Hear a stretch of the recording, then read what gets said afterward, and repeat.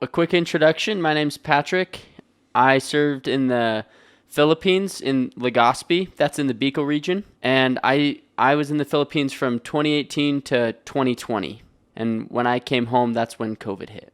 So like I said, I served in Legazpi, which is in the Bicol region. So the main language of the area was Tagalog, but the dialect was Bicol. So in the MTC, I learned Tagalog. When I was in my mission, I primarily spoke that.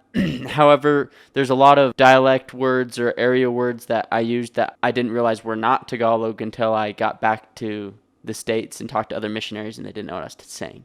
It's actually really interesting because my first area, my trainer, he was Filipino. He didn't speak English and I didn't speak Tagalog at all, but he was actually speaking Bicol during the whole thing. So there's a lot of things that like get meshed. And the language in the Philippines is that way, where they've got thousands or probably hundreds of different dialects and languages that kind of get meshed together, or they use some words from here, words from there, or whatever. So a lot of it's quite fluid as far as where different words or different phrases belong. The main language we spoke was Tagalog, and some Bicol here and there based on where we were at. The Philippines, anciently they had like different symbols, but in the last, I can't remember exactly how long, several hundred years, they converted to the alphabet similar to English. There's a few extra letters, so they have like A through Z. However, they don't have the letter, ironically, they don't have the letter F.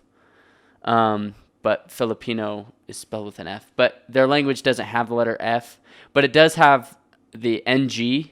NG together is one letter. They have the letter N, the letter G, and then NG. And that's like a nga sound. I can't do it great, but it's like in the back of the throat, like nga, like that. And so as far as like the alphabet, it was pretty easy to learn. It's all the same, and it's completely like everything is spelled the way it sounds. If you don't know how to spell it, it's just exactly how it sounds, unlike, French or English or something like that. So learning things like that, it was quite simple. The difficult part was the grammar. In English, we start with noun, like I went to the store, me as a noun, like I went, and then the verb, and then location. In the Philippines, you start with verbs, and then you go to the object, the subject, and then location. So it was difficult, the grammar, because you had to like think differently. You don't think like, oh, I went to the store. You think like you really had to think in like concepts, like, okay, we went, who, with what, where. It's just very different to get the grammar down, because it's just completely different than English was, and other similar languages to English as well. Getting comfortable with the language took quite a while. I would say there's some missionaries that were super, super diligent and super good, and they were good in about 5 or 6 months. At about 8 or 9 months is when I really felt like I could say anything I needed and wanted. After about probably 3 or 4 months, I could get around communities, I could order food, I could kind of do the basics. But expressing feelings, expressing emotions, trying to explain something in a different way than I had before, that probably came around 8 or 9 months. An example of what Tagalog sounds like, I can introduce myself and then maybe say a few things about me. Hello po, ako po si Patrick, taga-Amerika ako, nakatira ako sa Pilipinas ng 2 taon, at gusto ko dito. So basically I just said, my name's Patrick, I'm from America.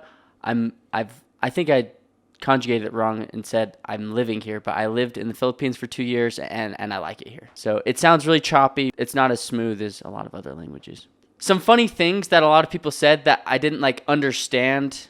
They're like cultural, and they sound so funny when you translate them to English, but they just make sense there.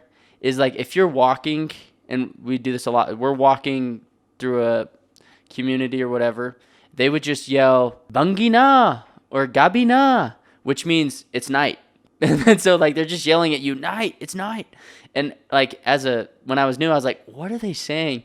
But what they mean is, hey, you guys are out pretty late. Like they're just like acknowledging the fact that like we're working hard. Like, hey, it's late and you guys are still going. And I didn't know that, but it's super funny because like translated, you're like, why are they just yelling night at me? That's so weird. And so that was kind of a funny one. There's a big mix in their language between Spanish, English, and like their own stuff. So like pogi is a Spanish word, or guapo is a Spanish word, which means like handsome, but they also use pogi. And whenever an American would say like, "Oh, pogi ako," "Oh, sobrang guapo ako," like meaning I'm really handsome, they would die. They would think it's so funny, just because it is. Because Americans don't learn their language. Yeah, those are some of the funnier ones.